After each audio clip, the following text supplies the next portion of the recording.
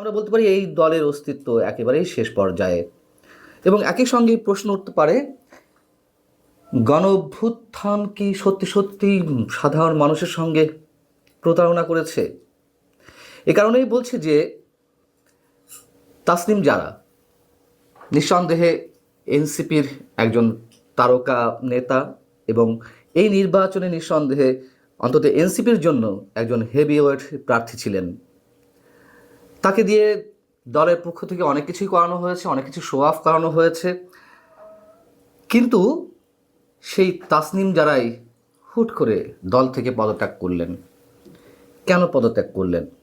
কি কারণে তাকে পদত্যাগ করতে হলো? কি কারণে তাকে স্বতন্ত্র হয়ে নির্বাচনে প্রতিদ্বন্দ্বিতা করতে হচ্ছে? এসব প্রশ্নের উত্তর তিনি না দিলেও মানুষের কাছে এখন অনেকটাই খোলাসা। তাসনিম জারা জানিয়েছেন যে তিনি পদত্যাগ করছেন এবং স্বতন্ত্র হয়ে নির্বাচনে প্রতিদ্বন্দ্বিতা করবেন। তিনি তার ফেসবুক স্ট্যাটাসের মাধ্যমে এই কথা জানিয়েছেন এবং ঢাকা ৯ আসন থেকে তিনি নির্বাচনে প্রতিদ্বন্দ্বিতা করবেন। তিনি যেটি লিখেছেন একটু ছোট করে আপনাদের বলি, যে তিনি বলছেন, আমার স্বপ্ন ছিল একটু রাজনৈতিক দলের প্ল্যাটফর্ম থেকে সংসদে গিয়ে আমার এলাকার মানুষের ও দেশের সেবা করা। তবে বাস্তবিক প্রেক্ষাপটের কারণে আমি কোনো নির্দিষ্ট দল বা জোটের প্রার্থী হিসেবে নির্বাচনে অংশগ্রহণ না করার সিদ্ধান্ত নিয়েছি। একটা দলের প্রার্থী হলে সেই দলের স্থানীয় অফিস থাকে, সুসংগঠিত কর্মী বাহিনী থাকে, সরকার ও প্রশাসনের সাথে নিরাপত্তা ও অন্যান্য বিষয়ে আপত্তি ও শঙ্কা নিয়ে কথা বলার সুযোগ থাকে। তবে আমি যেহেতু কোনো দলের সাথে থাকছি না, তাই আমার সেসব কিছুই থাকবে না। মোটামুটি পরে আরও কিছু বিষয় লিখেছেন, আরও দুটি সিদ্ধান্তের কথা লিখেছেন। তার এই যে সিদ্ধান্তের কথা, দল ছাড়ার কথা কিংবা দল থেকে পদত্যাগ করার বিষয়টি তিনি জানালেন, এই বিষয়ে এনসিপির যারা শীর্ষ নেতৃত্ব আছেন তারা কেউ মুখ খুলছেন না।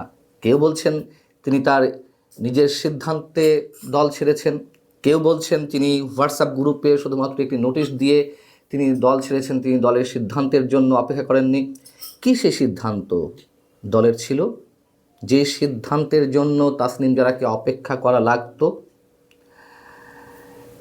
আমরা এও জানি যে সম্প্রতি আরও বেশ কয়েকজন শীর্ষ নেতা এনসিপি ত্যাগ করেছেন এবং গত 2 দিন ধরে যে আলোচনাগুলো চলছে সবার মাঝে, সেই জায়গা থেকে তারা একে একে পদত্যাগ করছেন। বিশেষ করে জামায়াতে ইসলামীর সঙ্গে আসন সমঝোতা নিয়ে দলটির যে আলোচনা শুরু হয়েছে, এনসিপিকে নাকি 30টি আসন জামাত দিচ্ছে এবং এনসিপির কারা প্রার্থী হবে সেটিও জামাত নির্ধারণ করে দেবে। জামাতের নেতাদের সঙ্গে এনসিপির কোনো কোনো নেতার বসতে হবে, তারপরে প্রার্থী চূড়ান্ত করা হবে, এনসিপি প্রার্থীদেরকে জামাত টাকা দিবে, ইত্যাদি ইত্যাদি অনেক বিষয়, যার সত্যতাও রয়েছে অনেক ক্ষেত্রে।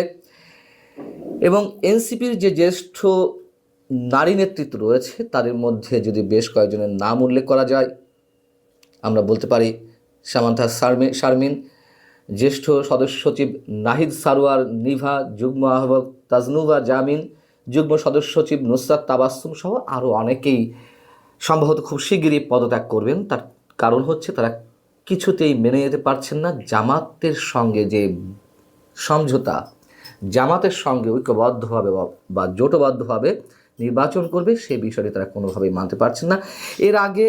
এর আগেও আরও অনেকেই পদত্যাগ করেছেন।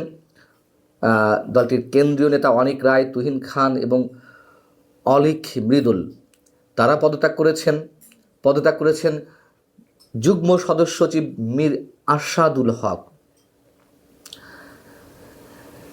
এনসিপির এই যে অবস্থান, চূড়ান্ত ভাঙন, আমি ব্যক্তিগতভাবে এতটুকু আশ্চর্য হইনি।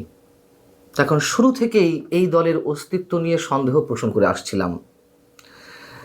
তারা নতুন দল তৈরি করে তাদের যে ঔদ্ধত্য, ইতিহাসের সাথে বেইমানি করা, দলের মধ্যে নানান ধরনের অভিযোগ, এগুলো তার আমার একার অভিযোগ নয়, এটি জাতীয় পর্যায়ে নানানভাবে আলোচিত হচ্ছিল। চাঁদাবাজি, দখলবাজি, নারী কেলেঙ্কারি, আরও অনেক অনেক বিষয়। এবং বিশেষ করে আবারও বলি, এর আগে আমি আপনাদেরকে বলেছি বিশেষ করে যে মবক্রেসি তাদের মাধ্যমে শুরু হয়েছিল, এনসিপির ভবিষ্যৎ নিয়ে অনেকেই সন্দিহান ছিলেন। এখন বিষয় হচ্ছে যে আমরা জানি এরই মধ্যে এনসিপির যারা সম্ভাব্য প্রার্থী তারা অনেকে ডোনেশন নিচ্ছিলেন, তাদের ব্যক্তিগত অ্যাকাউন্টে অনেক শুভাকাঙ্ক্ষী অর্থ প্রদান করছিলেন, ডোনেট করছিলেন। সেই টাকাগুলোর কি হবে? তাসনিম জারাকে নিয়ে তো প্রতিদিন নিউজ করা হচ্ছিল যে তার অ্যাকাউন্টে হুড় করে অ্যাকাউন্টের যে তহবিল সেটি বাড়ছে, সেই টাকার কি হবে? যদিও তাসনিম জারা বলেছেন তার ফেসবুক স্ট্যাটাসে যে যারা ডোনেট করেছেন তারা যদি ফেরত পেতে চান তাহলে এই ফরম্যাটে অ্যাপ্লিকেশন করতে হবে, করে তাদের টাকা ফেরত দিয়ে দেওয়া হবে। হয়তো শুভাকাঙ্ক্ষিতার জায়গা থেকে অনেকেই ডোনেট করতে পারেন, কিন্তু বাজারে তো বা রাজনৈতিক জায়গাগুলোতে তো এই কথাও চাওয়া আছে যে অনেকে যে কালো টাকা উপার্জন করেছেন সেই কালো টাকাকে সাদা করতেই নিজেরাই হয়তো ব্যাংকে টাকা ঢুকাচ্ছেন নানান অ্যাকাউন্ট থেকে।